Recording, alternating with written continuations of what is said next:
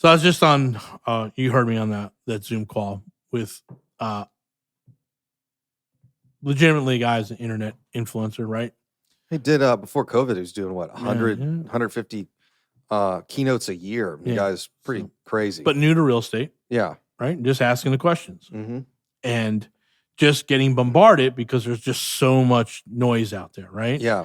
And everything sounds great to him.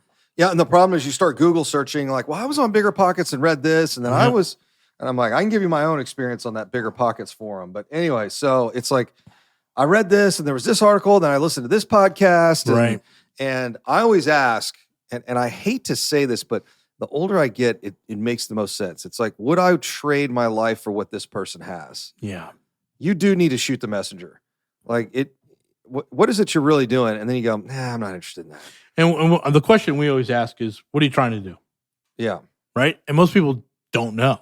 Yeah. That's a bigger problem, right? They don't know what they're trying to do. Hey, I got all this money. I don't know what to do. I want to make $1 million passive. Okay. Okay, great. You can go get 10 million and we'll make that happen. Yeah, like that, right. Yeah, you need 10 million bucks. You can make $1 million passive. No problem. Yep. Maybe 7 million, but it depends. Yep. Yeah. But for the most part, we break it down. It's like, hey, how much time do you have a week? Mm-hmm. That's the question I ask. Well, I don't know what I'm doing. Okay, well, let me ask it differently. How many extra hours do you have a month?